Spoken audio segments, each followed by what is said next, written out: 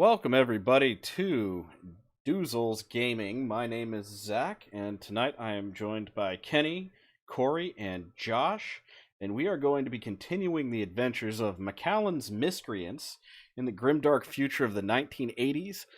This is a role-playing game set in the setting of BattleTech, which, for those of you who remember the 80s and are as seasoned neckbeards/fat beards as some of us are, we've been playing this game for a long time.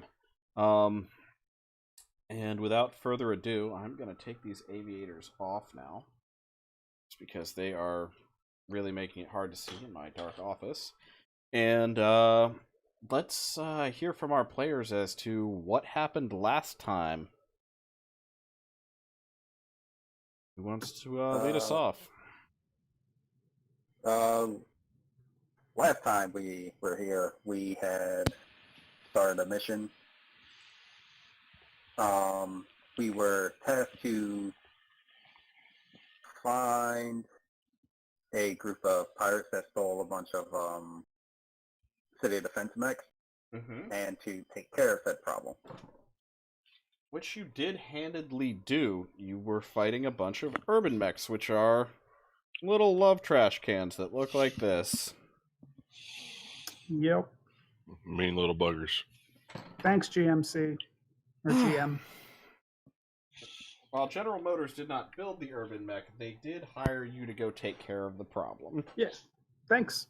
They paid us because we took care of them. Yeah, they did pay you. They paid you... And then, well, yeah, they paid us well. 1.2 million C-bills for the job. In addition to salvage rights, which you got 80% of. And we're going to open our scene as our intrepid Mechwarriors have loaded your mechs back onto your atmospheric dropship, and it's taking you currently to your suborbital dropship, where you can lay your mechs up and start working on repairs. Some of you took some pretty serious damage. Only old man took damage. Well, his Centurion battle mech is missing the entirety of its arm at the moment, so it's a problem. The all-important rotator is still there. He's just missing, like, the lower 2/3. Yeah, it's a bad day. It'd be like if your bicep was missing and everything below it. Still a problem. Is this before or after we go out on the town with a client? You have not been on the town with a client yet. Oh, right. We've still got to do that. Well, get your noses ready.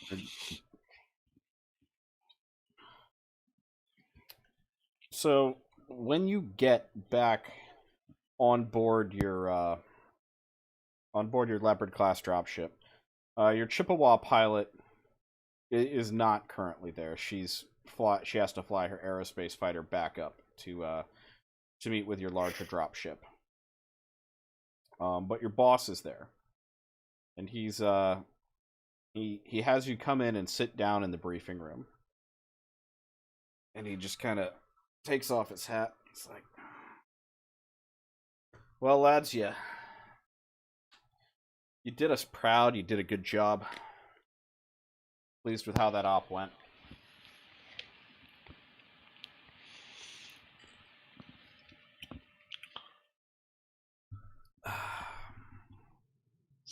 Somebody want to back brief me? What do you need? I'm assuming you haven't read my report that I handed you yet, or put in your Jeep, or did it get strategically lost again? Why don't you just tell me the notion of what's going on? We've been over this. When I ask for a briefing, don't tell me it was in your report. Just give me the fucking briefing. How many times do I have to ask you that? Every time, because you know how much I love paperwork. Anyway. Comstar bastards. Hey, man, sometimes you can't shake certain habits. Anyway, so as for our report, we engaged negligible losses. Old man Bastion lost an arm, but other than that, we successfully eliminated the threat prior and other than the deal that we made with the remaining 2 pirates that we then kicked upstairs to you, which you then approved to let them abandon their mechs and then hightail it on foot. So, yeah, I'd say all around 5 destroyed, 2 salvaged intact. That means we get one of them. And then, various parts, armor, which is going to be handy. I'm sure Vinny's... I think I saw some big guns laying around. Did we snag those up? There was one AC-20. Is that one of the items you'd like me to actually put in for? We do get some... due to the nature of our contract, we do get some priority as for parts and salvage. I can put in for the AC-20 if you really want it, but we'll probably have to give up a good amount of some of the other salvage for its value, I think. Or do we have anything that's capable of carrying it currently, and how useful would it be to us? It depends on how much ammo we can stock for it, because it's only a 5-round, 5 ammo. Well, it looks like there's about 3 tons of that AC-20 ammo that we could probably lay claws on. Might be able to buy some more in system. It's a good start. Well, all you have to do is put it where you need it, and it kind of does the rest of the work for you. You got to hit the target you're aiming at, though. Yeah, I was about to say, I think Draugr or Old Man could mount it. All right. Well, I mean, it wouldn't suck to have an AC-20 on our side. I think our heaviest right now is Garnet's PPC. This is true. With the PPC being the heaviest weapon we've got, we definitely do need that AC-20. Yeah. I mean, Draugr's LRMs did work, but that's LRMs. They always do. This is true. So, do you boys want the good news or the bad news? We always want our veggies first. All right. Well, the bad news is that we're not going to be able to haul one of those urban mechs out intact. No room? We ain't got this. We ain't got the lift. Can we sell it back to the government? Well, the government? GM. Can we sell it back to GM? No, probably not. Primarily because they don't want the fucking thing. That's probably a reason. So, do we got the number to the pirates? Funnily enough, I got their comm channels. Funnily enough, there is another mercenary company in HPG range looking for mechs. Are they looking for any mechs? Well, I think we could do a deal, but we're not going to get primo value for it. We're not going to get sticker price. Can we get trade? Considering he's looking for, he's trying to buy battle mechs, we're probably not going to be able to trade it for another battle mech. Maybe parts, but we could just get cash. Cash is trade. Cash is trade. And we also have to start figuring out where we're going to go next. Because as lovely as Detroit is, I don't want to spend more than a couple weeks here. Yeah. Maybe something with some long-term implications. Kyle, let's jump over to Belafron. It's like 2.5 jumps away. No, 1 jump away, technically. How do you boys feel about Liao space? I'm sorry, who's? Liao.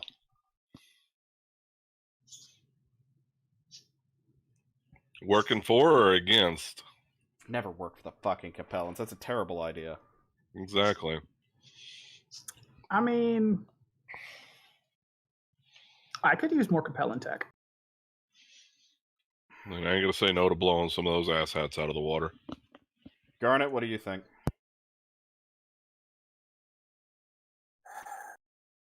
fight's a fight. Apparently, Garnet just wants to shoot shit.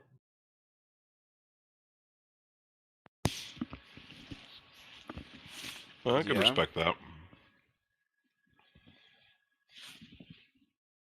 All right. Well, what's going on in Compelling Space? What isn't? There's always somebody. What we're going to be doing. Well, there's always somebody fighting a war. I'll probably spend a little time in the next couple of days figuring out who's going to pay us next. You know, plausible deniability is what they pay us for, so. Are the Drax going after him again? No. Unless you want to don't work for the Drax. I don't want to work for the Drax, ever. More importantly, it's a long fucking flight that we can't afford. Boys, I'm going to level with you. We have 1 million credits to our names right now. We were in the hole to get this job. So are we 1 million credits for black, or are we 1 million credits red? We're 1 million credits in the black right now. Granted. Okay, that's good. Jumping's expensive, though. Yeah. So what you're saying in the next mission is I shouldn't fry the poor bastard if we can capture him? Depends on who the client is. Well, as long as we don't have to do any stupid escort missions. I'm tired of all these jumped up nobles who have only had 2 hours of simulator time trying to go out and be rousing value for the people, but their own planetary forces cannot fucking do the jobs they hire us to keep them from getting. That we do want that. That's what keeps us paid.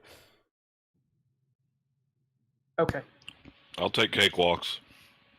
Keep the nobles away from me. I won't be accounted for what happened last time. Look, Garnet, you're always near a noble. Stop it. We'll just duct tape you to your chair. And not hit nobles. They're everywhere.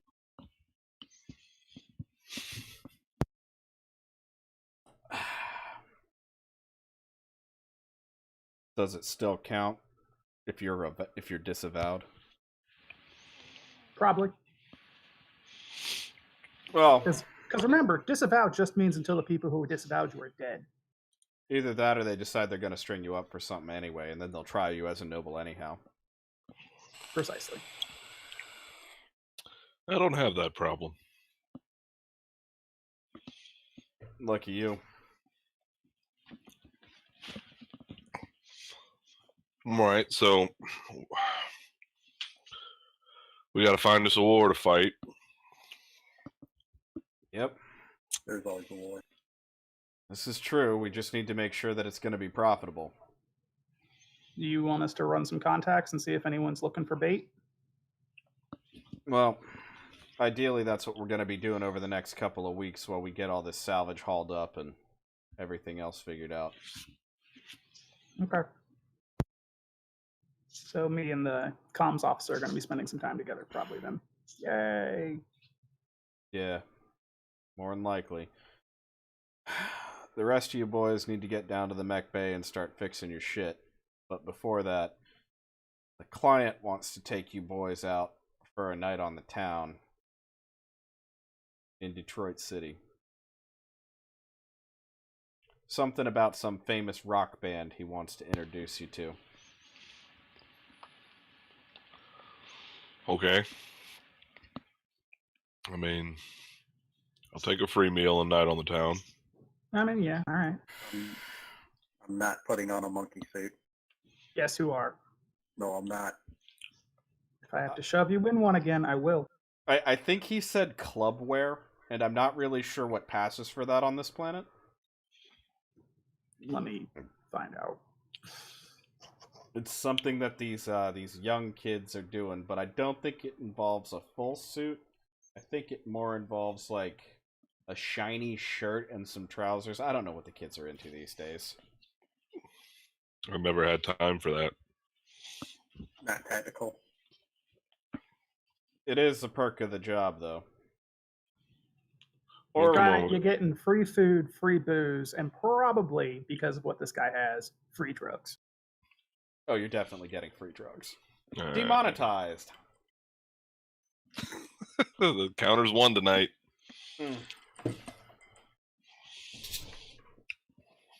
Whatever, we're not a family industry. No, we are not. We have never pretended to be family friendly. All right, so in the meantime, what are we doing?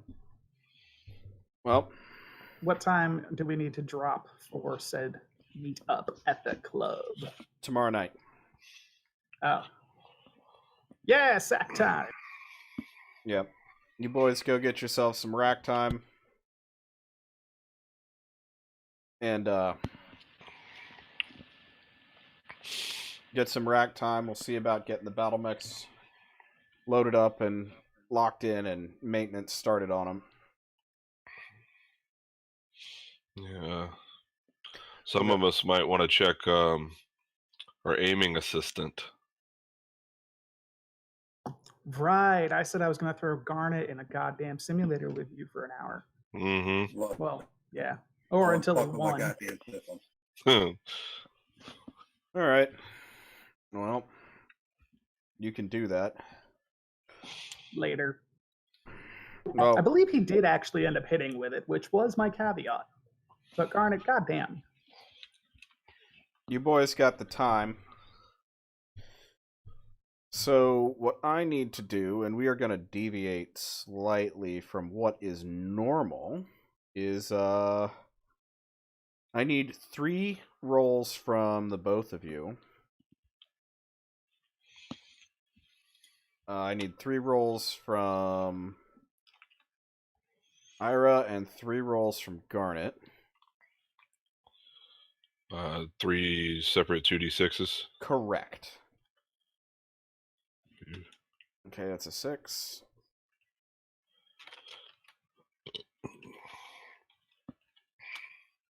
It's a 7.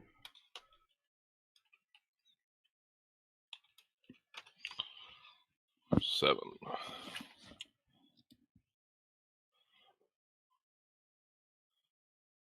Okay, so that's an 11. And a 4. So let's see here.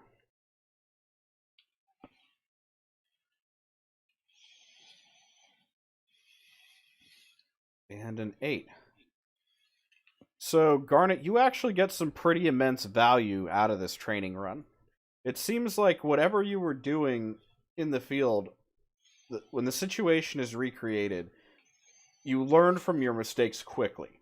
You know, rapidly learn from your mistakes. And because of that, go ahead and increase your gunnery skill by 1. Thanks to Ira's good teaching and excellent situational preparedness.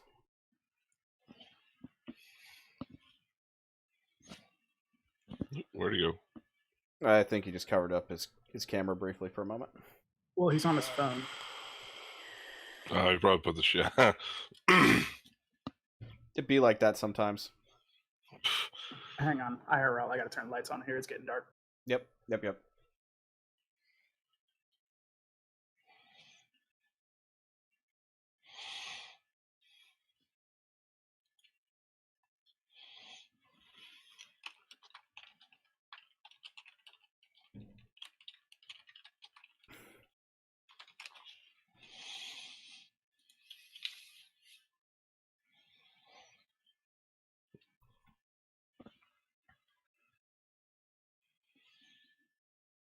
Okay.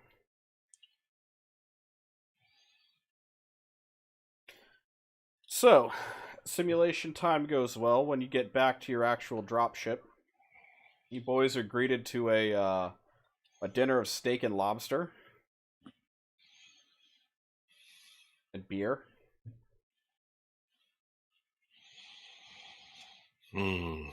Is this dinner given to us by our boss or by the client? Your boss sprung for it. Oh, okay. And meals like this are not always super expensive, especially on a planet like this, which is primarily terrestrial. When Earth colonized a lot of these places, a lot of the standard fare from the various countries and various places of origin came with them. So their food culture came with them. And also, there's this thing called a magnolia lobster, which is when humanity introduced a lobster to the waters of the planet Magnolia, we started getting like the giant, like 50-year lobsters in about 5. So this is a Magnolia lobster, and it's like they put it on the table like a Thanksgiving turkey. And then you guys just break open the tail. You break open the tail with a hammer and chisel, and they literally just cut chunks of lobster that are about this big and put them on your plate. That sounds tasty. And then, steaks. I mean, everybody got steaks. We got the beef. And in this universe, it's actually cow, not grox, which is great. Because grox is gross. But readily available. It's because it's a rat lizard. Ugh. You nobles. Your boss looks at you and he's like, I mean, I could, have them dish up some chili mac for you if you want. This is fine, sir. I figured. So your party enjoys some well-earned rest, some excellent times, and the next morning, you're called into a briefing room, and the leopard is getting prepped to go back down planet side. And it is currently 9 o'clock in the morning. You've already woken up, done PT.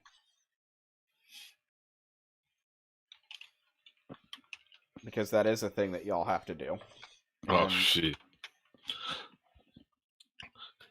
Ira is a PT nut. If he's not in his mech or a simulator, he's running, working out. Unlike me. Oh, he's like super boot, super hua. No, he just understands staying fit, so he's not an idle mind and all of that. He's one of those crazy people who genuinely enjoys working out. Yeah, one of those guys.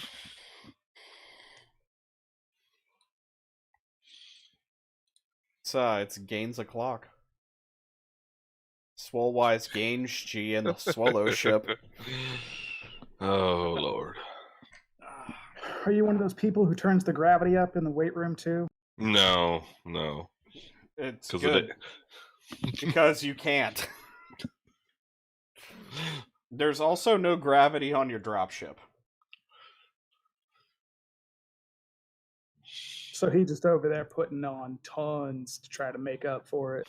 Well, no, I mean, when you're in your dropship, and this is something that y'all need to understand flavor-wise, when y'all are in your dropship, it is 0G.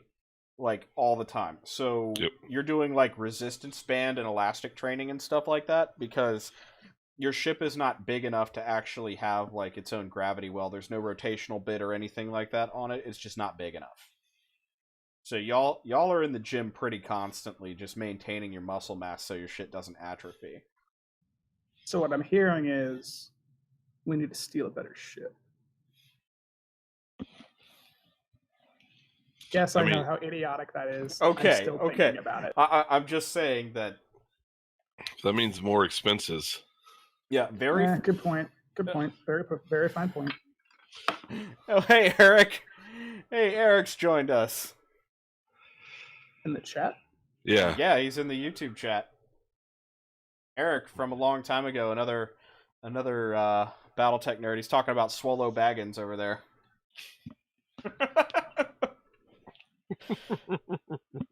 Okay, so currently they have a Leopard class dropship that hooks up to a larger dropship, which So they use the Leopard for atmospheric, but they're not on board like a Union or anything like that. They've got just one that's more like a mass conveyor that hauls them from point A to point B in space.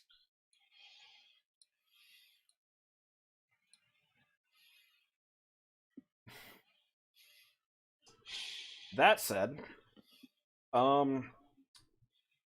it is 9 o'clock in the morning. You are done with PT, and you are on ROR for the next 4 hours before you have to catch your flight down to the surface.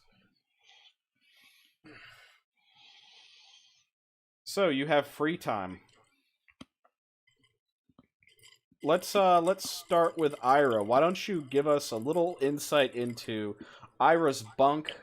What does Ira do in his spare time? Tell us more about him as a person. All right. Well, Ira is probably one of the fresher vets that's joined, so he's still very used to military and the routine that comes with that. His bunk is very Spartan. It's freshly made every day. The TV inside of it's never on. He can be found usually in the gym or somewhere crawling over his mech, painting things on it. Anybody asks, he'll tell you. So he would spend his time today painting his, the kill mark he got from the last outing. He's friendly, jovial, approachable. He doesn't keep to himself. So if you start a conversation with him, he doesn't shut up. And he'll be, wherever a makeshift firing range can be made, even if it's, wherever he's can be found there, working on small arms and things like that. So most of that stuff that you're discussing as far as like small arms training, that sort of thing, that's all gonna be done in simulation, kind of like with an EST. Right. And for those of you who don't know what an EST is, in the military, it's like a big video game. They give you a accurate to life version of whatever your service weapon is, hooked up to like a CO2 hose, so it kind of recoils a little bit. And you shoot at the big video game screen. Eric shitposting, God. So you spend a lot of time doing like that sort of thing, but the good news is that at least you're in space. You can do some cool John Wick moves and like do flips and shit while you're shooting at this thing, just because there's like platforms and stuff to shoot from. Or you can mag boot to the ground and actually, fire directly at it like you would like a normal person. But what's the fun in that? All right. So, Garnet, what are you doing? Tell us a little bit about what Garnet's like, what his rack situation is like. How does he spend his spare time? Garnet does spend a whole... You gotta get your mic closer, buddy. Corey, your mic just... You cut in and out a little bit, buddy.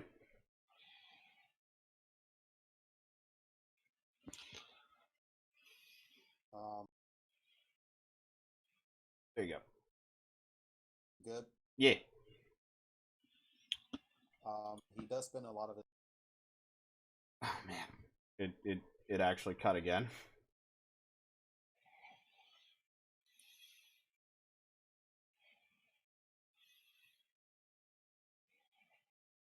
Okay. Just let me...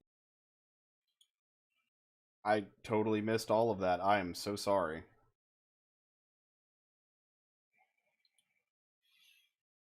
See if we might try to get you a better headset here in just a second.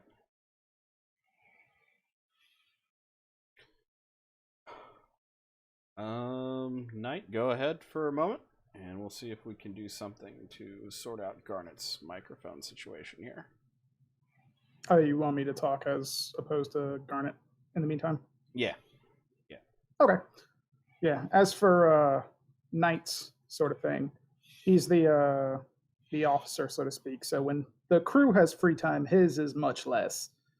He's got a tick that makes him have to always be doing something, and most of the time it's paperwork. So he's writing after action reports. He's going over ammunition expenditures and replacement dockets and things like that. It's just he's a paper pusher to a T who just also knows how to fire a gun and pilot a mech. But he has a inkling for being able to get things done and make things appear. So he keeps doing it, and no one's complained yet, except when they have to read the voluminous amounts of paperwork that he usually puts out. Damn right. And but hey, you know what? Sometimes it can save us in the end because I track everything. Yeah, I know a couple of people like that who are real good at tracking everything, and it has saved our bacon more than once. So that is damn fine. Good guy to have on your crew.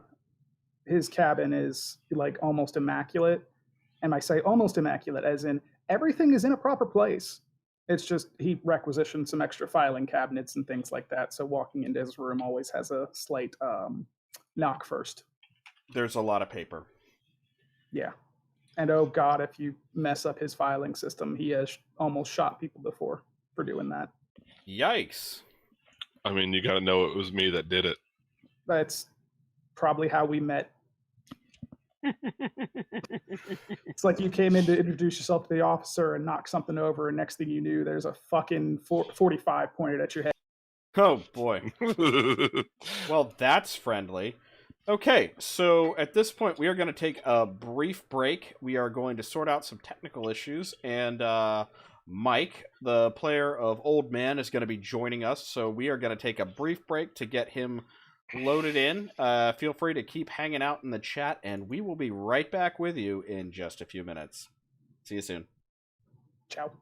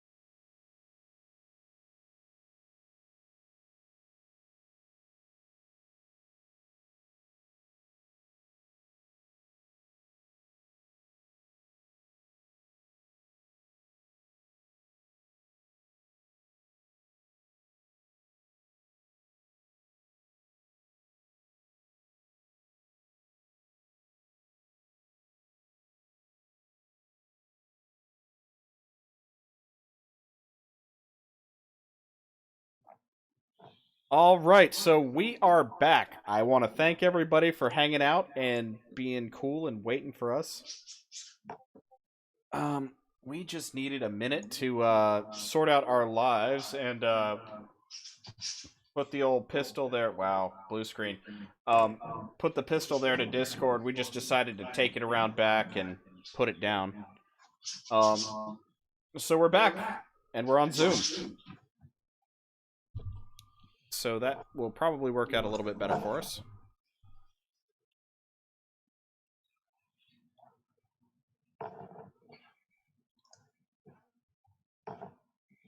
So, I believe we were doing introductions. We were. So, Garnet, let's try this again. All right. So Garnet spends a lot of his time just either in his mech or cleaning his weapons. He doesn't really interact with the rest of the crew.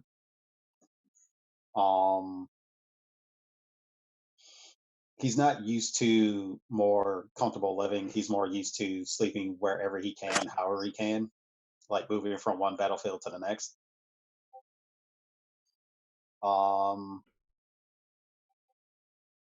He does leave little notes outside of his room to either knock in a very specific sequence or to be very careful when walking past his corridor, because he does tend to leave little surprises for anyone that he doesn't recognize. You're gonna get flashbanged.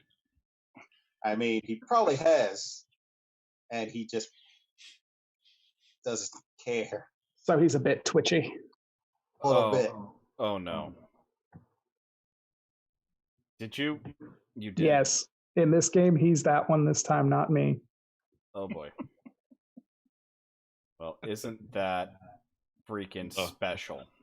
Gotta love the tweaker. I mean, my demolition skill is only a 3. That's actually almost specialist.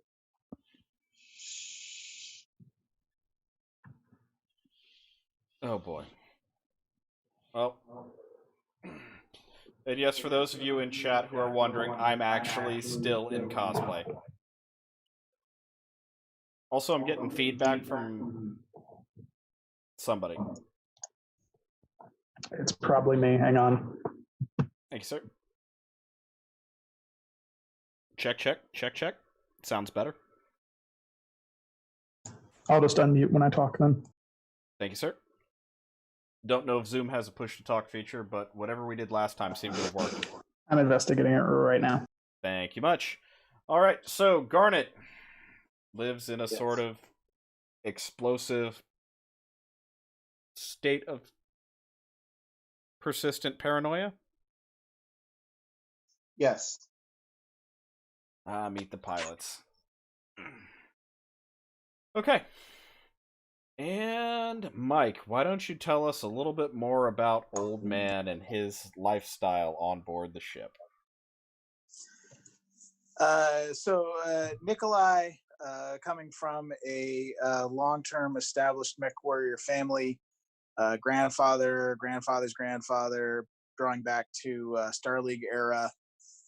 Pretty much it's regiment, so get up in the morning, PT, get some food, take care of business, give Bastion a check over every day, make sure everything's good, especially after that massive amount of AC 20 damage to the arm. Making sure those armor plates are secure. Routine is routine. So if you drill it, you practice it, you do it. And that's kind of his philosophy. So, just so you know, the armor on Bastion's arm is currently not replaced yet. It is still one of those things that's in process. Vinny is currently in the process of stripping armor off of an urban mech to replace the armor on Bastion's arm. And that's fine. Urban Mech's a dependable design, so Nikolai doesn't have a problem with proven armor being used to repair the damage. if it's old and it's tried and it's true, especially, if it's 200 or 300 years old, then it must be good. There is something to be said for that. Mr. Tex will inform any of you who are not super savvy on how things are in the chat, and there's a fantastic video on the Urban Mech that will tell you a little bit more about it. And y'all can learn about that at your leisure on your own time. That said, your group is currently on a ROR scenario. You have been instructed to report to the Leopard dropship at noon to be taken down to the city, where you will meet your client for a night out. Your boss has informed you, just giving you a brief recap, Mike, your boss has informed you that he is looking at getting some more jobs, specifically out of system, because Detroit is not a very big place. Not a whole lot of opportunity here for the burgeoning shitty mercenary company on the edge of space that y'all are. And currently he is looking at contracts that happen to exist in Liao space.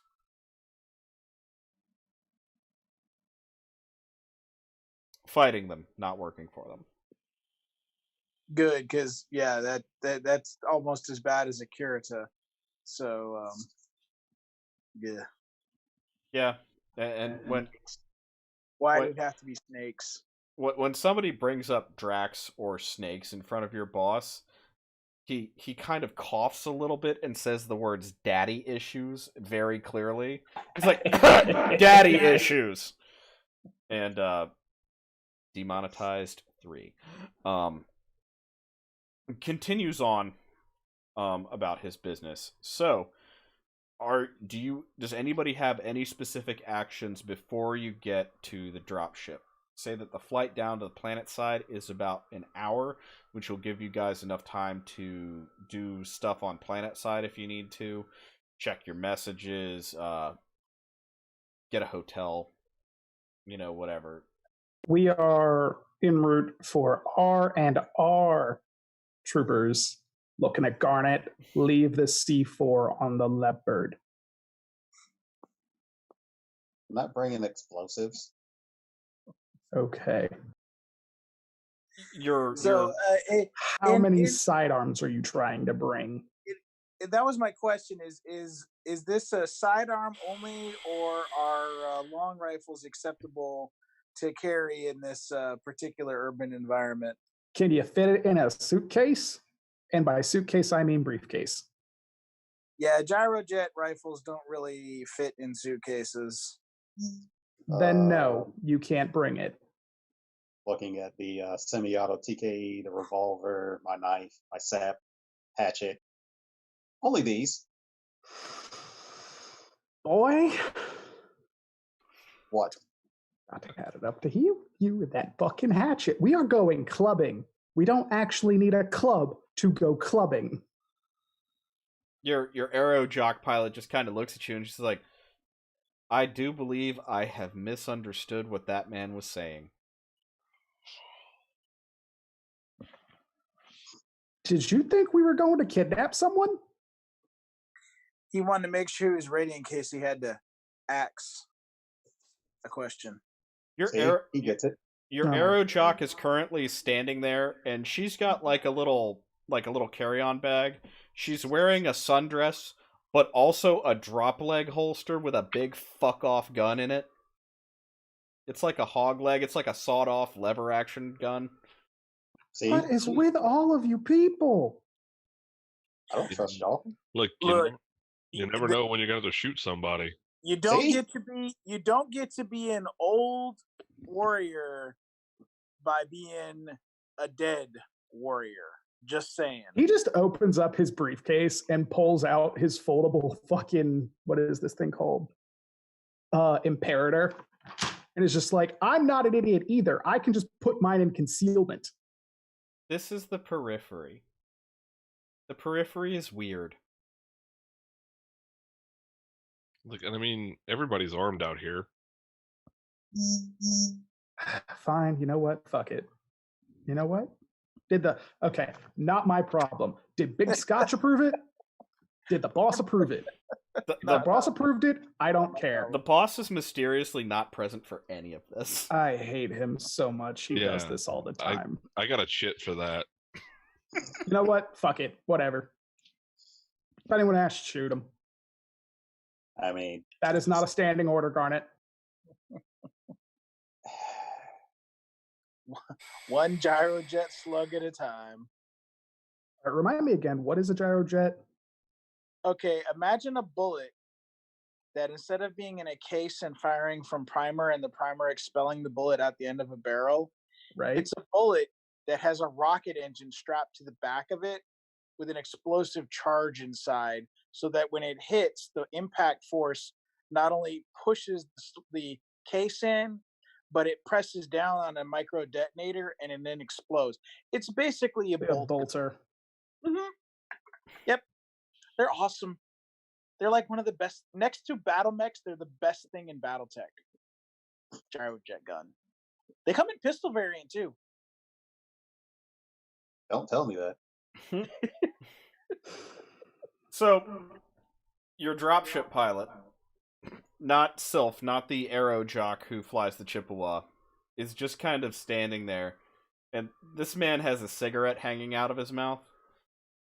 And he is absolutely just baffled by you. Baffled in what way? I mean, come on. We're not his first mech warriors, are we? No, not by any stretch of the imagination. Okay. Everyone understands that we are going to meet our client so they can reward us for a well-done mission, correct? Yeah, that's typically right before they hit you in the back of the head or drug your drink, and the next thing you know, you wake up butt naked in a Rosselhog prison working in a gulag. I've seen this before. Okay, I've seen the holo vid. I know how this story ends. Look, we are specifically not working for the Laos. Yeah, but this was mob, so I mean, it was GM. Mob. You know what? Okay, fine. corporation. How is everyone dressed? Polo, slacks, combat boots. We're going clubbing. I don't need a suit and tie. No, I get that. I'm waiting for the other responses. Fatigues, flak jacket. I'm going for the full Mechwarrior look. You know, halfway zipped down, chest hair sticking out. The ladies love it. This is the periphery. Looking at Garnet. Yeah, you're. Yeah, Garnet. Like, you know, hair a little. You know what I'm talking about. Garnet, what you looking like? Black combat boots, black pants, black shirts, and armored vest. Okay. And your arrow jock is currently wearing like a sundress, but she just kind of pats her suitcase. I'm gonna need time to get ready. Yeah, we got yourself. And your arrow jock pilot is like, he's wearing like cargo shorts, a pair of combat boots, and he's got like a button-down shirt, but it's got koi fish all over it. And he's like, I mean, I got clothes for clubbing. I got like a silk shirt, fresh white tee, some gold chains, you know, pants, nice pair of shoes, very, very expensive snakeskin.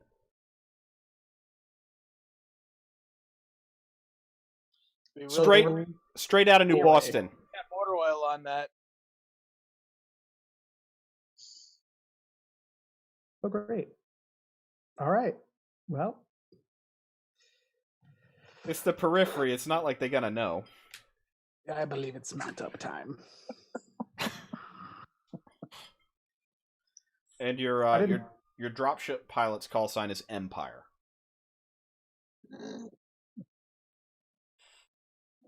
All right. Well, let's go toast and kiss babies and do whatever the fuck this asshole wants. Maybe he knows someone who needs some mech warriors.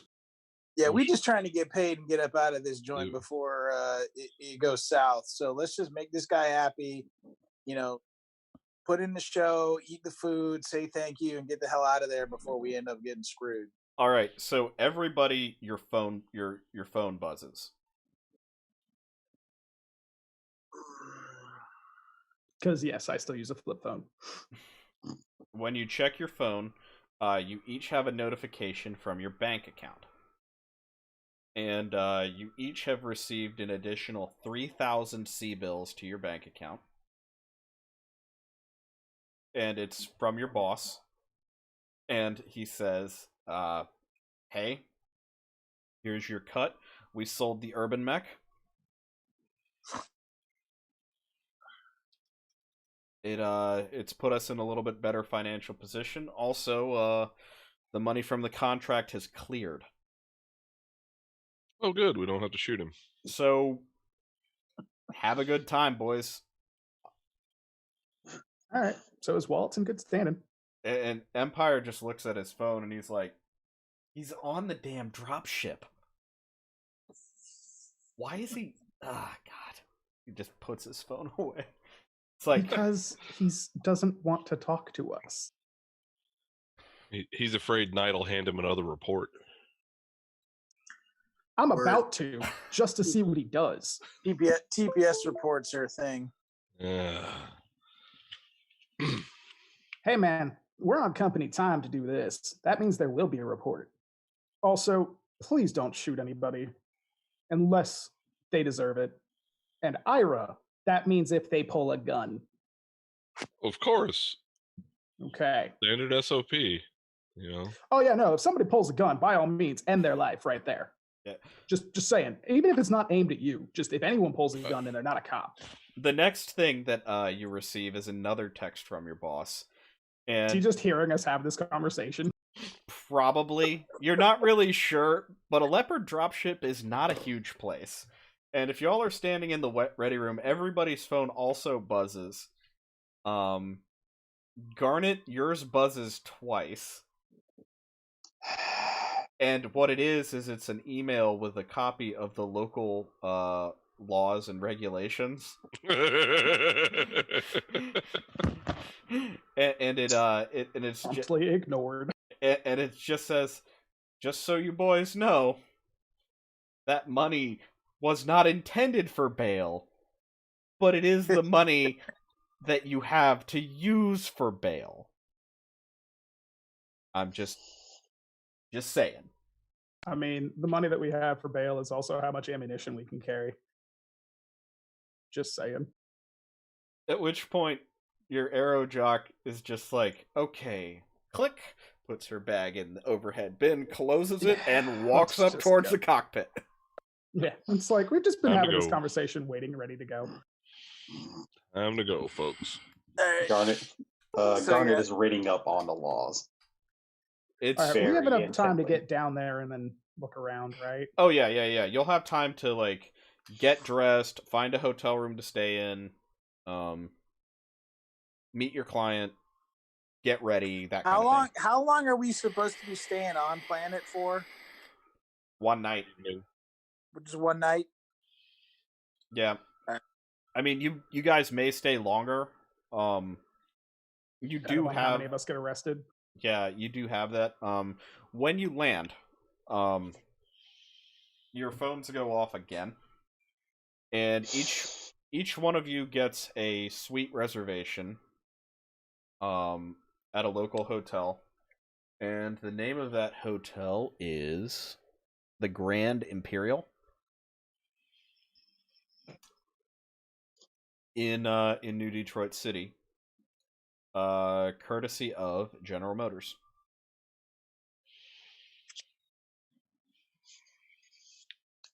If I ain't got to pay for it.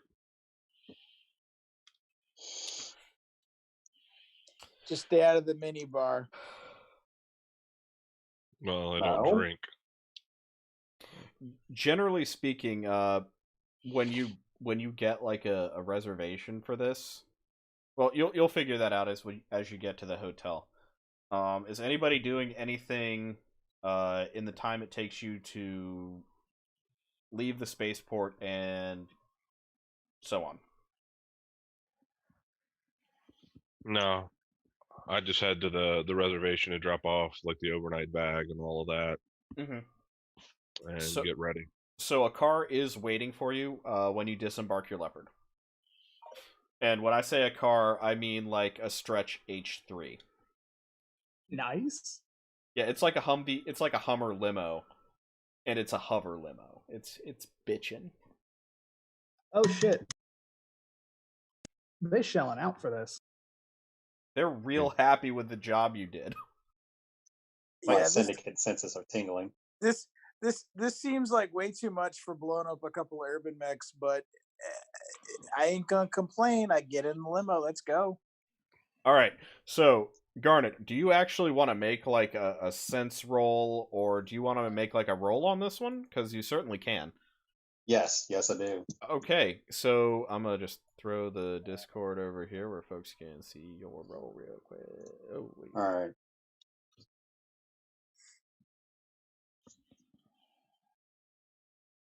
Do I even have that? Not for here, I don't.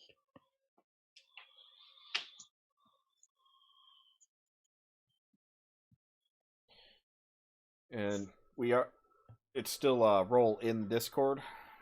All right, still 2d6.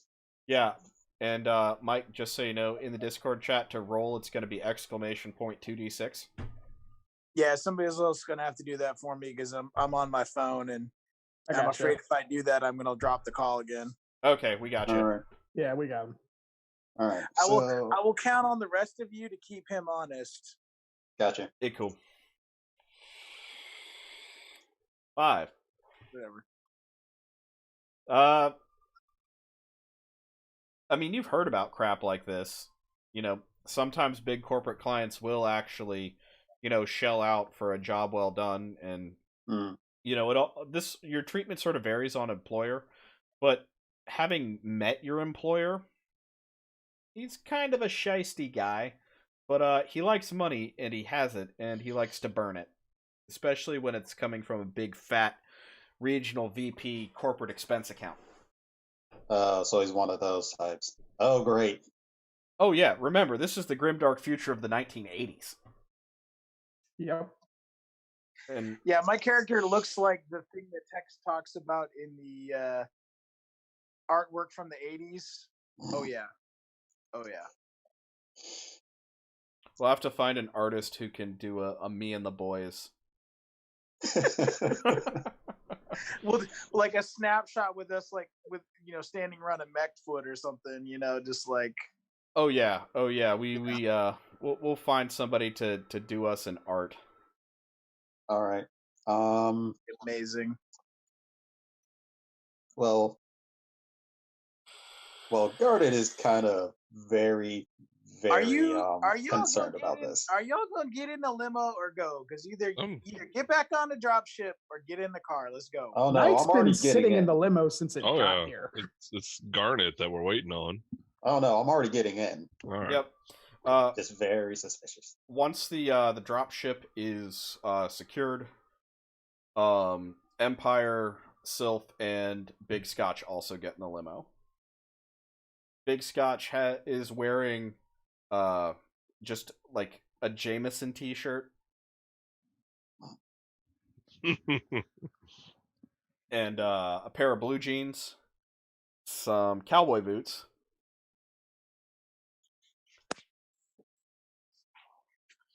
and underneath his shirt there's like a noticeable like concealment holster bulge.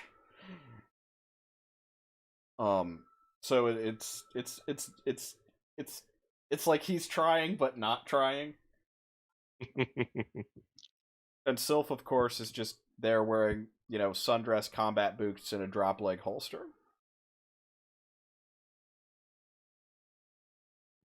Motley crew we make. That's Mechwarriors.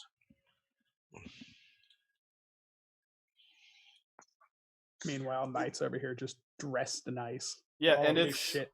And it's one of those all of his things. Shit actually conceals. And it's one of those things where, like, you are not used to seeing your boss or most of your coworkers dressed like this. Like, usually when you see Sylph, she's just wearing, like, her potato sack.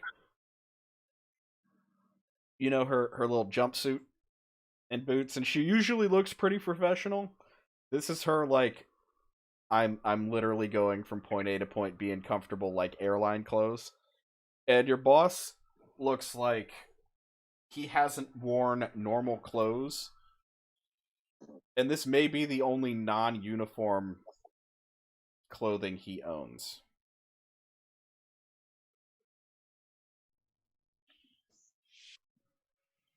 Push to talk, eh? Talking to Haley.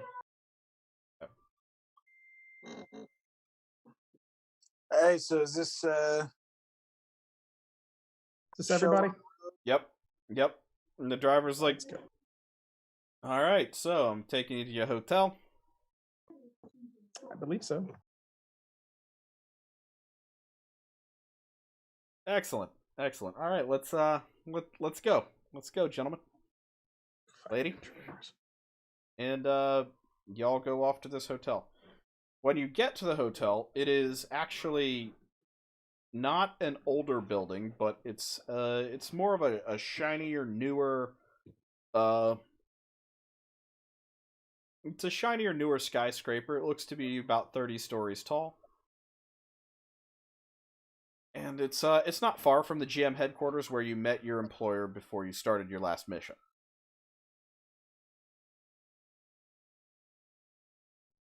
So when you get in, you go to the front desk and you start getting checked in. You're informed that each of you has a luxury suite on a reserved floor. And and it's kind of arranged where you each have a private suite, and then there's like a communal area on the floor. So that floor has, you know, a pool and a large kitchen. There is catering laid out for you when you get up to the floor. And there is a full bar. There is a bartender behind the bar. So the whole floor is attended. And we're only here for a day? Yeah, one night. Yeah, I still don't trust it, but Night senses are starting to twick. I go upstairs, figure out which room is like, are we given assigned rooms, or do we just pick a room? Yeah, no, you're assigned a room. You're each given a key with a room number on it. All right, so I go do a quick check of the room, you know, make sure there's nothing looking too out of place. How long do we have till we're going to the reservation for the dinner? It's the dinner reservation is at 7:00. And it's like what, 2 now? Yeah, it's like 2 in the afternoon now. Oh Jesus, that's 5 hours for us to get into trouble. Yeah, Lord, we're gonna get in so much trouble. There are other people on the floor with you guys. Oh, okay. See, when you say reserved floor, I thought you meant like it's us 8. No, roughly. No. And I'm like, that's just something waiting to. The floor has 12 rooms. And one of the other rooms is occupied by, from as best you can tell, like a shareholder, like a GM shareholder. Oh, are these the shareholders that they were bringing in and wanted us to make things go away really quickly before they showed up? Yeah. At which point your boss kind of looks at you and he's like, well, hell. So why don't you all go ahead and give me a roll on whatever you think is relevant. And why don't you all tell me what you think you got? Or give me some skills and we'll see what information you can glean from what's going on. I'm going with perception, actually. Okay. I just looked this up. I gotta check here.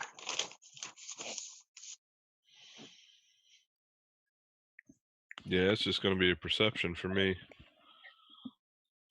Okay. Hold on. And what was boss Helling at? I'm sorry?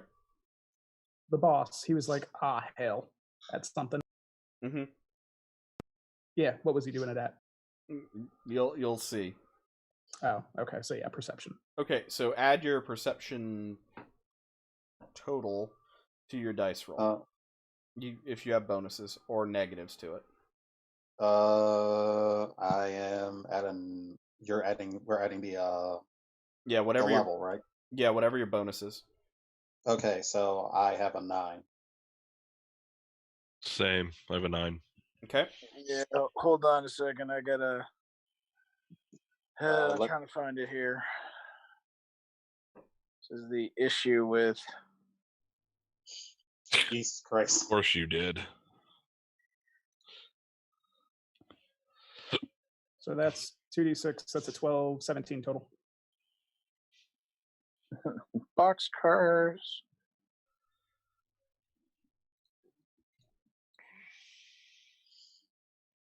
Like the first roll. All right, well, go ahead and just roll for me, and then I'm trying to find this skill here.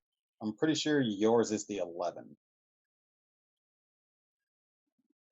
Oh, is that mine? Yep, you got an 11 on the. I can't see the rolls, so Yeah. here we are. Let's see.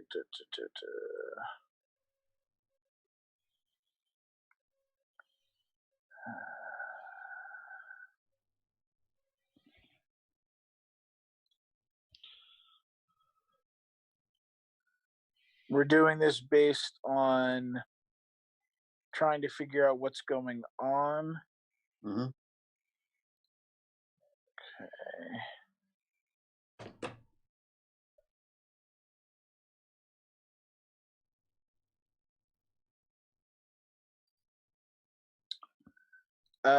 And what part of the periphery are we in again? The unclaimed territories. It's not actually owned by anyone. Yeah. Okay, but it's not near the Rosselhog area. Mm-mm. No, we're in the boondocks. You're on the other side of the inner sphere. You're on the. If you were to look at the map of the inner sphere, you're in the south of the inner sphere. South side. Okay. Yeah. You're. Then in that case, would likely be perception, because it's either that or perception. So +3. All right, so 14. All right. So, y'all get the same fucky feeling that anybody who's ever been in the military gets when they see somebody like this walk around. Welcome to the Dog and Pony Show. Yep. We're going to be paraded out in front of the investors as proof that they can take care of their business and make sure that whatever problems come up, they can solve them, and we're the evidence of that. Sylph, who had to hear that because she did not roll well, was just like, great, crap. I'm going to go get dressed. That's why I was wondering what you guys brought to wear. And she just kind of goes into her room, and like, they're thick doors and they're nice rooms, but you all faintly hear the shower just kick on.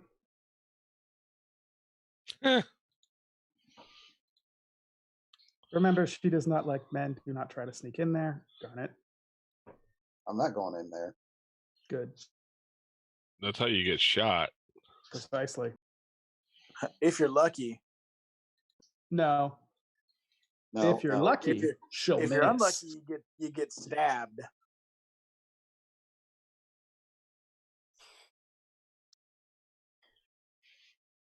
Anyway, are we? I'm not changing. This guy can run his Dog and Pony Show. I'm a Mechwarrior first, and I am not anybody's Sparkle Pony. So, yeah, that's his problem, not mine. I just look at Big Scotch, and I'm just like, anything you want to do? He walks over to the bar. Seconded. Strong drink would be recommended. He just He just orders a drink and starts. Not Yeah, drinking. we are so going to get. Yeah. The quicker we can get out of this and get back up, get off planet side, the better it'll be for all of us. All right, Garnet, you were saying something? Garnet's not going to drink. He's going to mark all of the potential exits and entryways and things like that. Okay, so Garnet does a quick recce of the floor. Garnet also, Knight, just as he's walking past you, just hands you a map. The map has a route, multiple routes plotted on it to escape points to get back to the space station. He puts the map away, so he like gives a small nod and just keeps doing what he's doing. Just fold it up and stick it in your pocket. One of many pockets, yes. Yep. If there's anyone I trust to be able to get us out of a situation and evac, it will be Garnet to secure the shit and get us gone. Fair enough. Ira, what you up to? He will join his fellow Mechwarriors at the bar, but he will order a water. Okay. It's early in the evening. And just general chit-chat and try to avoid the investors. The bartender offers you 4 different kinds of water.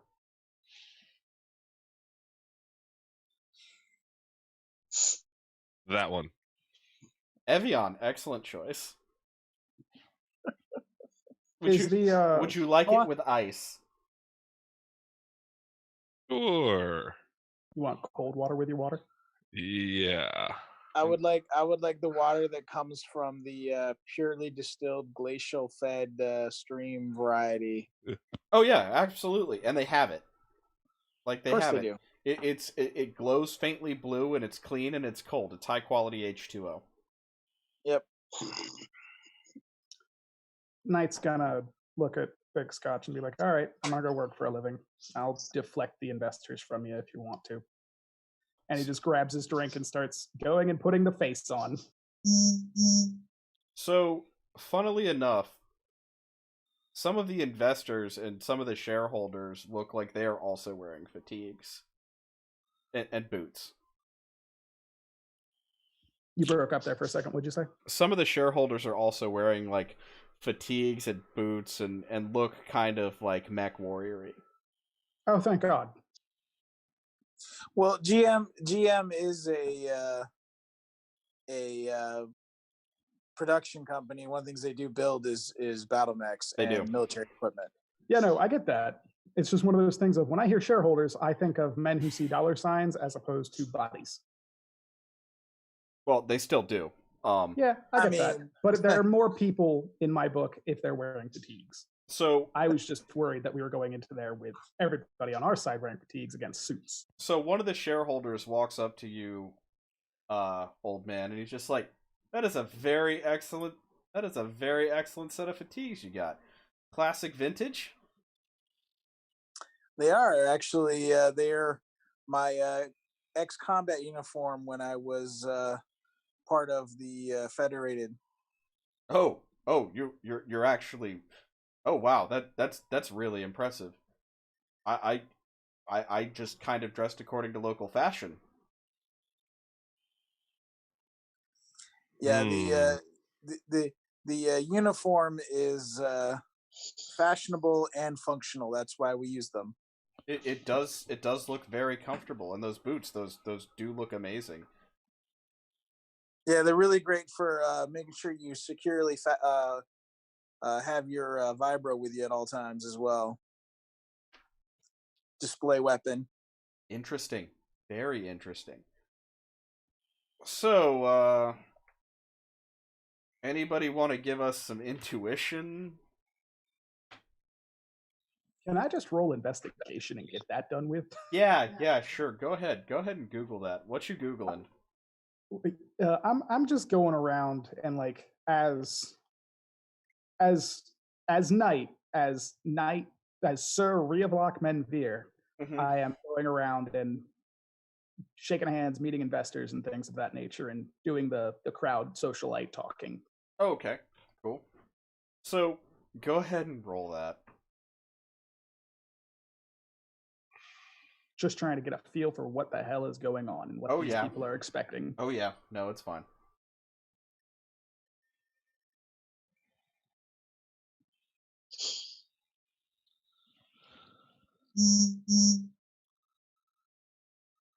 Hmm. Ooh. Hang on, let me get my add-ons. So that is plus, and this is a social, so that will be plus 7, plus 10. Okay, so on a 10. No, plus 10. Oh, so a 15. Yes. Okay, so in this scenario, that's multiple things added in together. So, yeah, so dressing like a mercenary is actually what's in fashion on this planet right now. Oh wow. Yeah, dressing like a street mercenary is what's in fashion on this planet right now. Told you. And it's like, this is the damnedest thing. There's a cat slightly behind you appearing through your green screen. That's amazing. So hi, Rosie.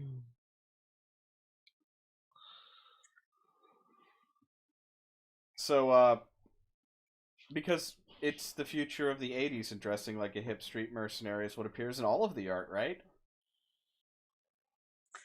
With the mirrored sunglasses, you got to have that and a headband. And you see some of that crap too.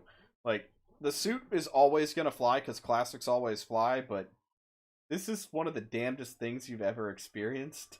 And your boss is just like, it's the fucking periphery, man. I hate this planet. And the investor just kind of looks over and he's like, I'm gonna have what he's having, and I agree.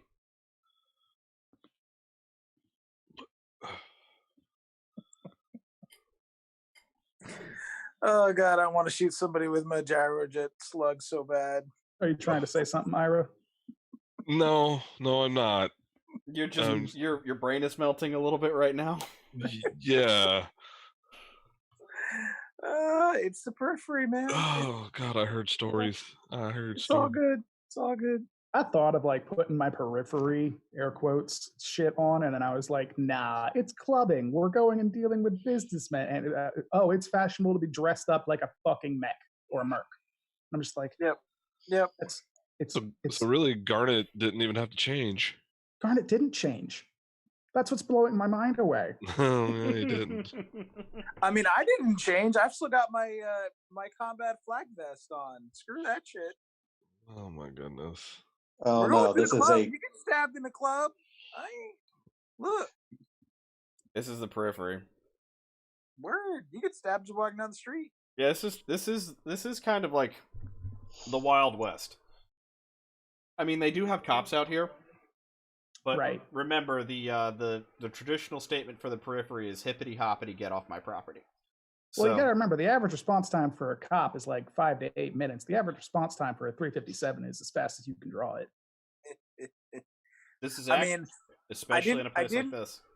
I didn't bring the gyrojet rifle. I didn't say anything about not bringing the gyrojet pistol. I said they come in pistol variants. Look, remember, I showed you on the dropship what I have in my briefcase that has not left my side. All right. So, y'all spend some time. How long is anybody actually leaving the hotel before dinner? I'm just trying to not get in trouble and get thrown in jail or have to kill somebody. So I'm going to sit here, sip my water, wait to go to dinner. I have a few show to get done.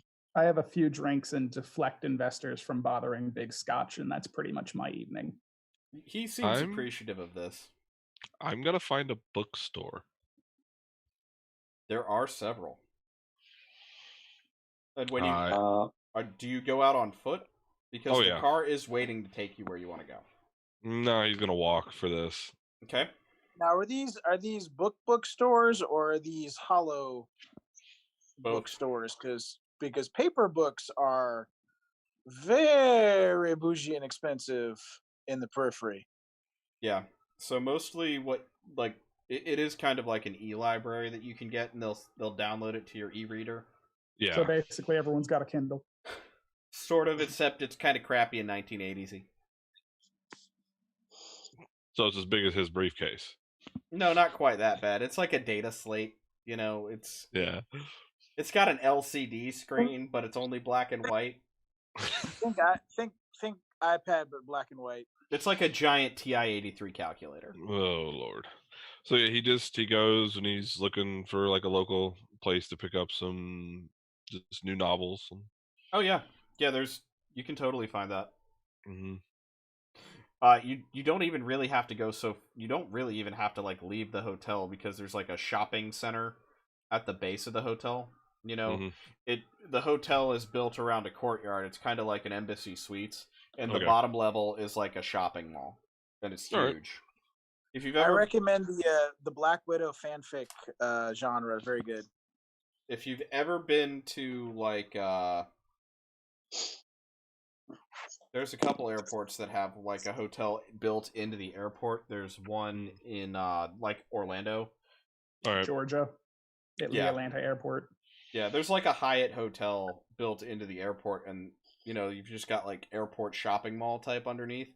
It's the same thing. It looks out. There's like a pool on the roof and like a whole bunch of crap. You could have a resort experience just in this hotel by yourself.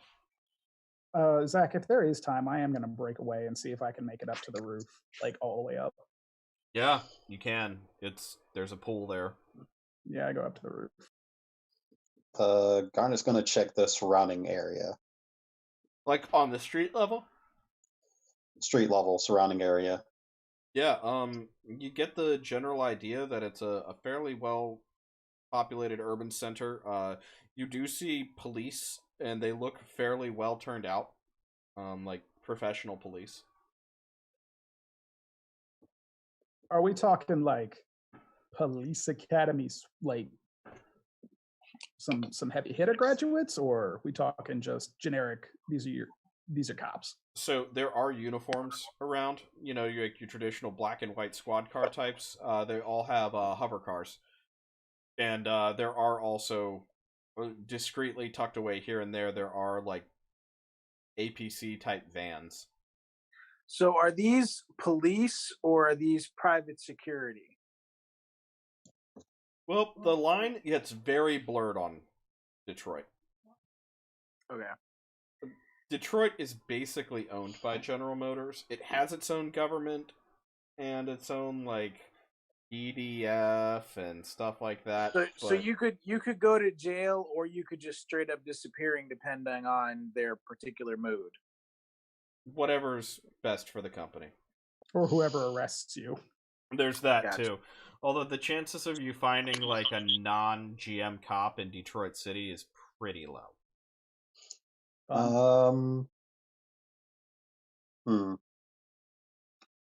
Well, as I see those cops, I am going to turn into a nearby alley and just kind of stealthily check the rest of the area, making sure I'm not seen, to scout out any possible security cameras, possible threats, things like that.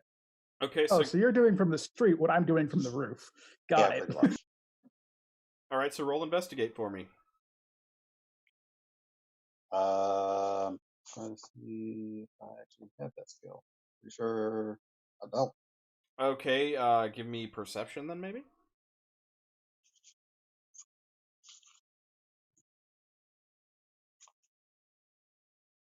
Okay. That's a 12. All right. So nothing seems to be really amiss here. This is a somewhat higher security corporate sector. A little bit of the inner sphere proper brought to the periphery.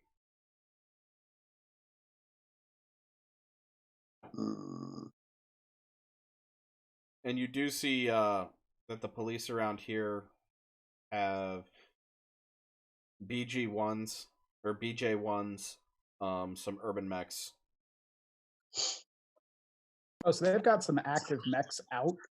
Yeah, they got blackjacks and urban mechs. Yeah, I got the BJs. Yeah, but these are like old school BJs. These are not like fitted for war BJs. These are like The riot These are the death control. traps. Yeah, these are the riot control variant. Oh, fun. Marking on the mentally marking where each of those are. Remember, Knight gave you a map. To the building or to the city? He gave you a city map. Marking on the map then, where I saw those. Okay. All right. Is anybody doing anything else? I'm just up on the roof for a little bit, and I'm got some binoculars out. Nope, just waiting to go to dinner. All right. Playing tourist. So that shoe can drop. So, right about an hour before dinner, Sylph comes out of her room. Only took her 4 hours to get ready. What the hell? She has more hair than you've ever seen her with. It's done. She's got makeup on. She's got on some little shoes and a nice black dress and a little shoulder thing, and she looks like a million sea bills. Who wants to tell her? I ain't telling her. Not nope. it. Nope. Big Scotch can tell her. Word. Big Scotch is just like, tell her what. That's right. Tell her what. She looks fucking great. So she gets paid the big bucks. Tell her what. She looks great, Sylph. She's just like, I know. Yep. Well, shall we then? Is everyone back? No time like the present. All right. Did Ira and Garnet make it back? No problem. Yeah, no issues. Unless you guys started some shit, no issues. Oh no. Ain't gonna be no stuff. Don't start no stuff. Ain't gonna be no stuff.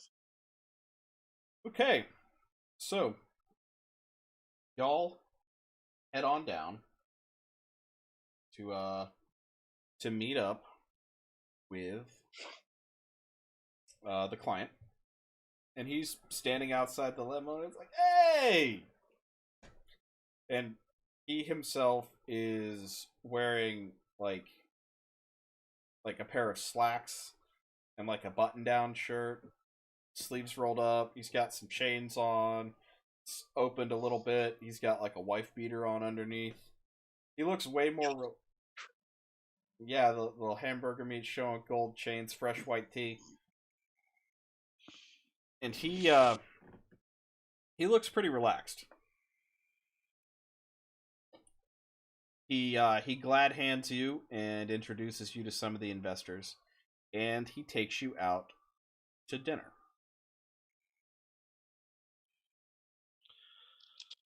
Dinner goes. Go ahead. No, you're good. Dinner goes super smoothly, and after that, he's got everybody back in the limo. And you guys had Italian. It was good. And he's like, "All right, you guys. So I hear that people are looking to, maybe visit one of our fine dancing establishments, one of our fine dance clubs." And one of the guys asks a question. He's like, "You mean like a strip club?" And he just kind of like pops him across the back of that. And he's like, "No, we're in mixed company. That would be incredibly rude." Just Knight looked like he was about to say some, and then immediately thought better of it, and then just shut his mouth.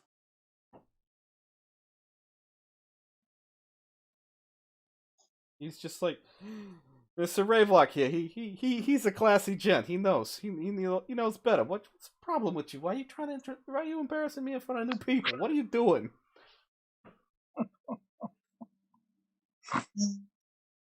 What are you doing, Jimmy? Just get in the back and shut the fuck up. Come on. Garnet is fighting so hard not to talk Syndicate to him. I mean, he is basically he is speaking in Syndicate, but like for whatever reason, it doesn't have like that layer of like that fine film of sleaze on it. Like he's a sleazy motherfucker, but like the layer of sleaze about what he's talking about is not like Syndicate sleaze. I would like to do a navigation ground to determine if we are heading farther away from the drop ship in the city, or like relation to where we're at, to where the hotel is, and where we're heading to this club. It's a couple blocks from the hotel. Okay, so we're not being taken like all over the place. No. Lost. No, Okay. they're not trying to get you lost. What they are doing, however, is like cruising down the strip in this fucking stretch job limo and letting people party and drink and have a good time and like be seen as being high rollers and being ballers and shot callers. So putting a target on us. Got it. Well, he's Vegasing y'all. Right. We came in, they hired us to do a job, and I mean, not to sound too impressive, but we crushed it. Yeah. I mean, we not only didn't do significant damage, we didn't destroy a lot of the material, and we got them to leave.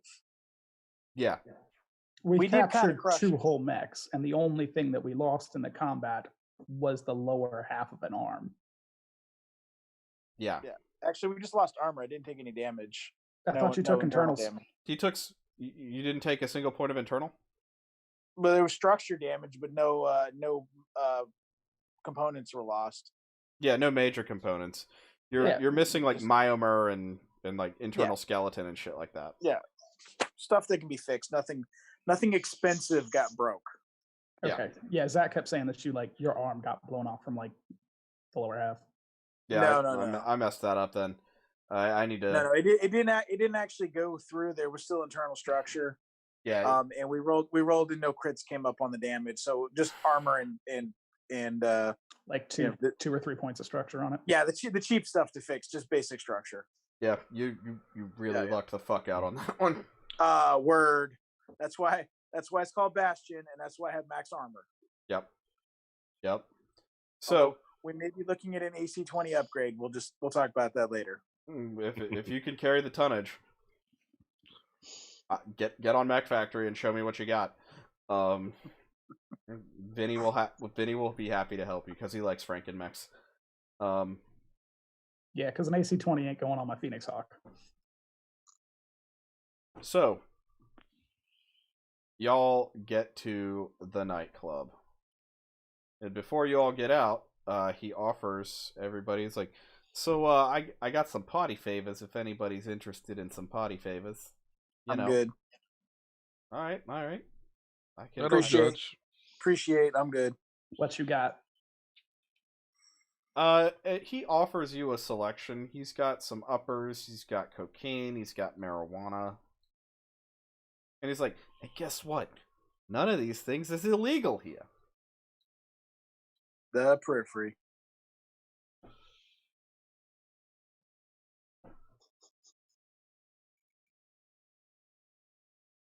Can I? Without anyone noticing, Garnet rolled himself a joint.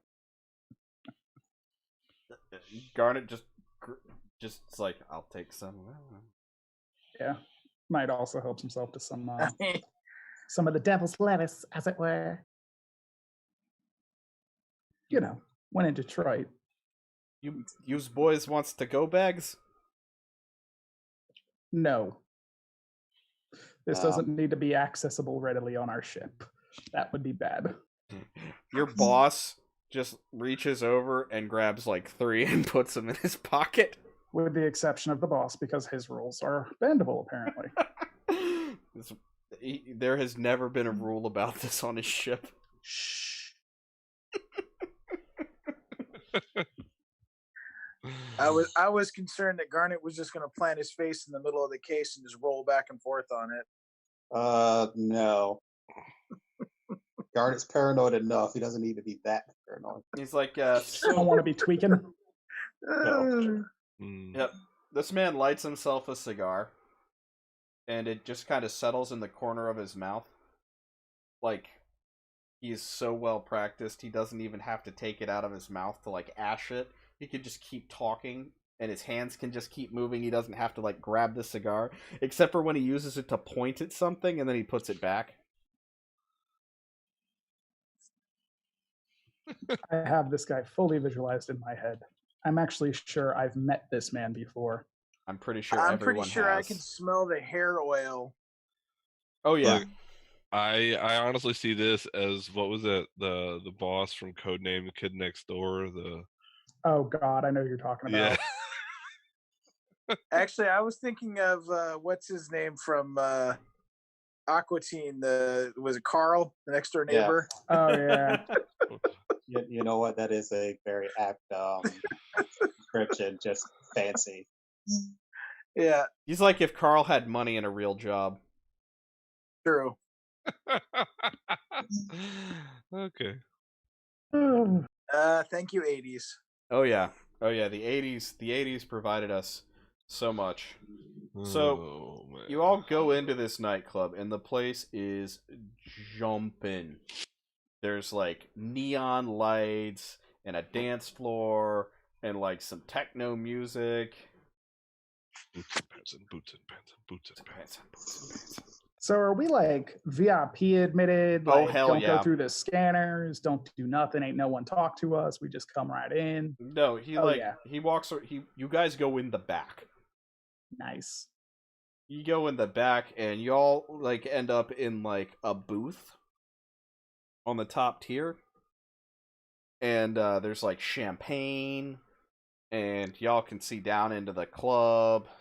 Empire and Sylph are having a great time. Like they're dancing, but they're not like cutting up down on the dance floor. Like everybody's having like a safe and controlled experience. It's like we don't trust them.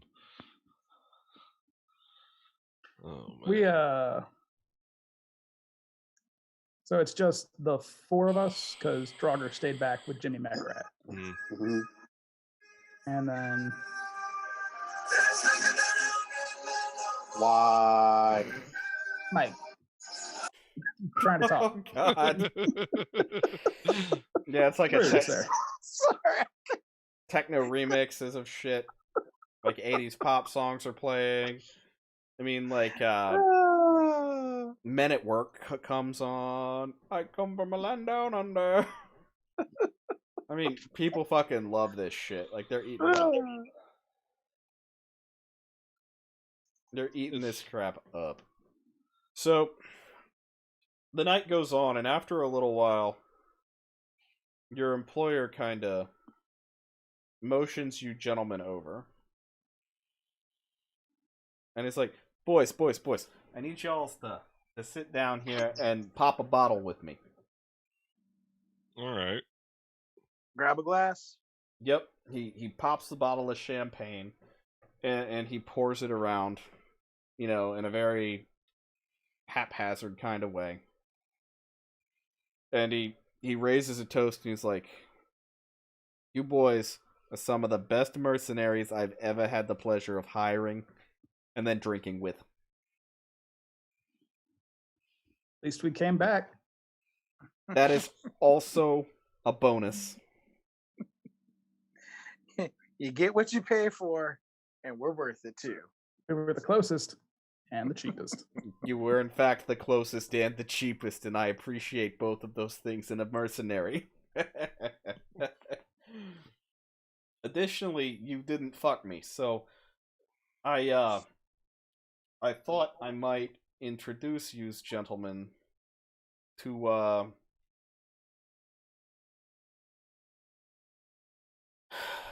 personal friend of mine. He's gonna be joining us, and no, just calm down. I know you Mechwarrior types get jumpy, especially out here in the periphery.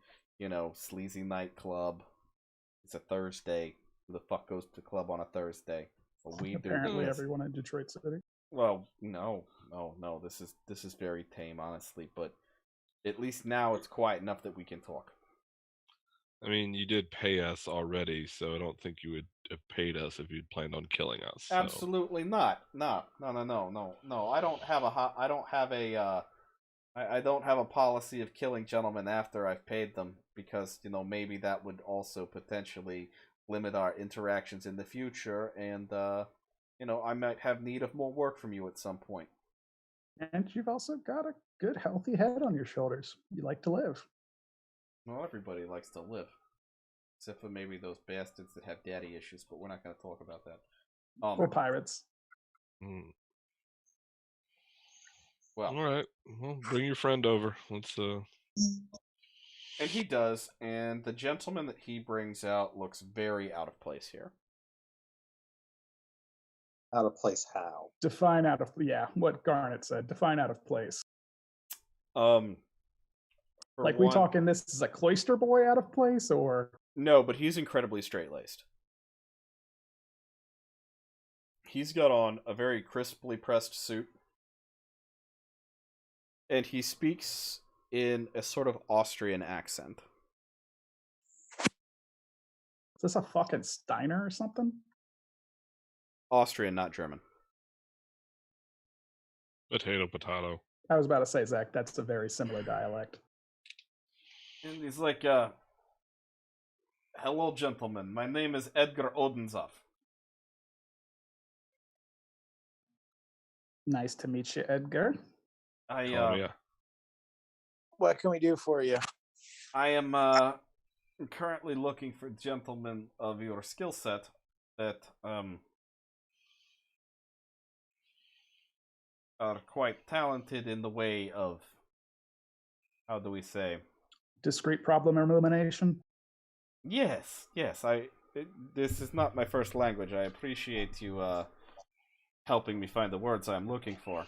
Yes, I have a problem, and that problem is the Capellan Confederation. Say no more. Where are we going? No, say a lot more. No. Where are we going? No. How? Like, Where we? No. They're Capellans. They. You don't need an explanation when it comes to Capellans. You got Capellans. We got Capellans. We deal with Capellans. Where are we going? Old man, I'm pulling rank on this one. Sit down. Well, I certainly appreciate the enthusiasm. So, the problem I have is the Capellans. They have come in onto a world that I have a business industry on, and that business industry is the manufacture of battle mechs and replacement components. Uh-huh. Go on. Are you gentlemen familiar with the CPLT-1A catapult? Catapult? Yes. Yes. Fought a few. Fought a few. Been on the same side as a few. Prefer one of the other. I own a factory that produces parts for the catapult. And the Capellans have decided that they do not appreciate no longer having the market on that corner. So did they invade the world and take over your factory, and you want us to push it off the world? They have reconnaissance units on world. I am thinking that if you engage and destroy this reconnaissance unit, it will make the Capellans rethink their military occupation. Or it will make them hold on tighter and deploy heavier mechs. Depends on how much they want it. This is true. I am prepared to pay you handsomely for your services. Someone go get the boss. Additionally, I will cover transit costs and expenses. I will fetch the boss wherever he is. Yeah, so Ira gets the boss, and I start going over details with him. And all of a sudden, there's just a pen and paper out, and I'm writing details down. Ooh. Hot damn, a flush. And he lists off several things. One of the things he does note is that the Capellans do seem to have some kind of new battle mech that he has never seen before, that hasn't been seen in these parts. You're still in kind of the periphery. He gives you the name of the planet, which I will provide to you in the post-op briefing because I don't have it in front of me at the moment because I'm unprepared like that. super professional. And he says, so if you can help me secure my factory, I am willing to offer you access to what parts and equipment I have available. Particularly in the missiles department, we have a lot of fine missile components. Additionally, I can offer you the potential to retool once we have secured the factory from my backstock. I have other battle mechs available.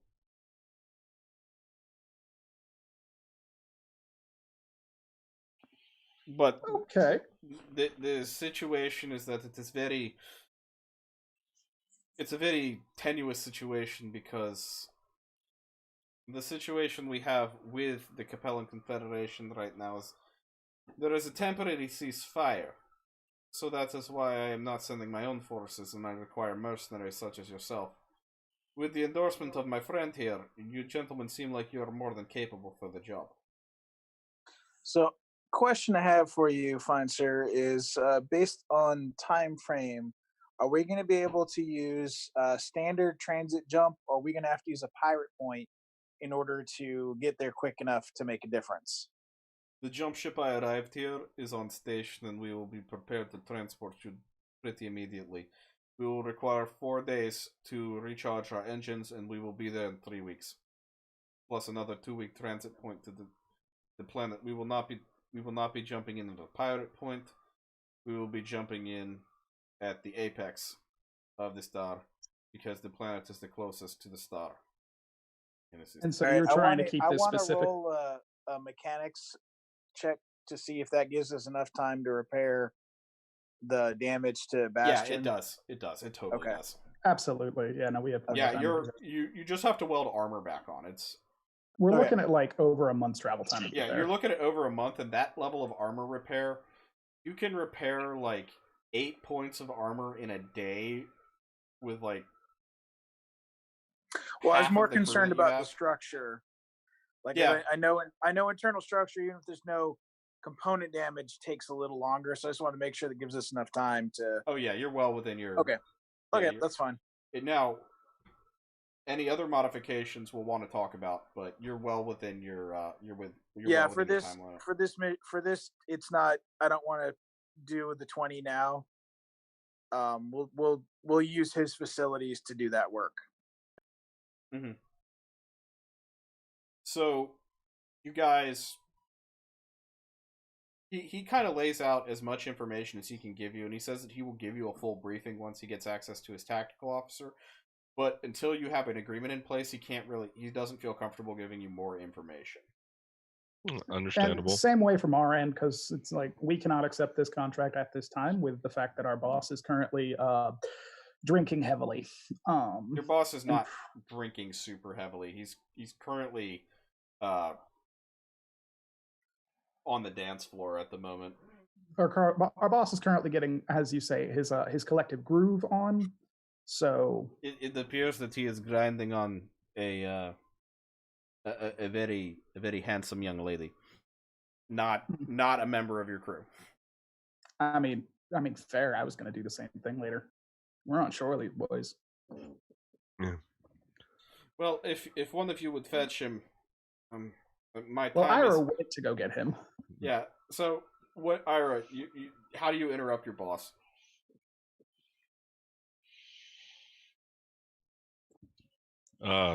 Hey, boss, Garnet needs your help. What? He's just like he just kind of like he puts his... I shake my head. So your boss just kind of looks at you for a second, and he's like, "Excuse me, sweetheart, just 1 second." And he comes back over, and he's like, he just kind of gathers the four of you up, and he's just like, "The fuck, guys?" We're sitting at a table with our former client and a new Austrian dude, and I just look at him like, "So, Gibbs Planet's name sound good?"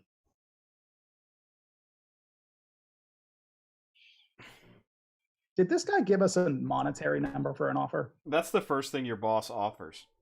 He's like, He asks him 2 questions: who we fighting and how much. Yeah. The Austrian says the Capellans. and 7 million Sign. with transit included, and he's like, sold. Okay. I want to make a leadership roll for signing. +3 leadership roll for signing. Yeah, figured it. All right. Thank you, boss. So there you go. That's our confirmation for you. Excellent, my friends. Well, in this case, everybody, I think another round of champagne is in order, and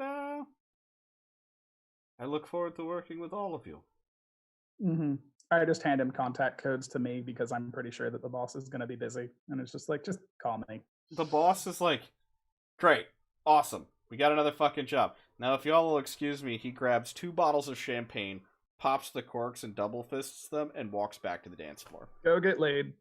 Like the absolute legend that this motherfucker is. And, anybody doing anything else? Ira will lightly drink, and we'll end up on the dance floor with, There his own. There are women all over you. I undo a little bit more on the flak jacket. Make sure that the holster is appropriately secured, and go find the largest group of desperate / availables, and plan to make a full night of it. And you do remarkably successfully. Like, nobody has to roll. Like, Garnet's going to lightly drink and smoke his joint. yep. Do you seek out companionship?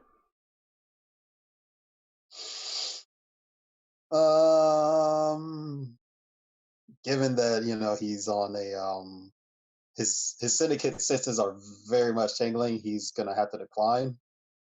But he is keeping an eye out for any sign of trouble that may be going anyone's way. Okay, you honestly do not find any. Somebody paid a lot of money for this. Everybody's real friendly. Somebody paid a lot of money for this. And his paranoia just kicked it to a whole nother level. Knight?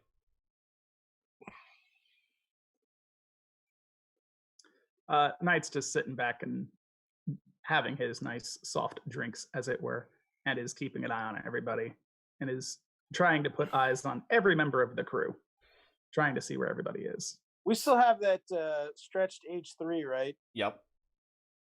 Yeah, I'm going to invite as many of the party goers as would like to accompany to the H3, and we head back to the hotel. As you do that, like, the boss kind of gets everybody, and you just pack this bitch. Like, you pack the bitch full of people, like attractive, seemingly available people. It's high school prom all over again. And the whole party just shifts to your hotel floor. And that's when everybody just kind of goes black. And it goes black and the credits roll. Next time on Screwed in the Periphery. I might have to make a compulsion check at some point. So that too. So, this has been MacAllen's Miscreants here on D and Doozles. My name is Zach. I have been joined by Josh, Kenny, Corey, and Mike. We will be continuing the adventures of the Miscreants in 2 weeks, so please stay tuned for more action and adventure in the grimdark future of the 1980s. And we will see you next time. Tomorrow night, the Heroes of the Dawn returns to D and Doozles, where we will continue our adventure in the airship graveyard. So, come see us, and if you liked what you saw here tonight, don't forget to like, subscribe our streams. You can always catch up on them on the backlog on YouTube, and we'll see you next time. Bye, everybody!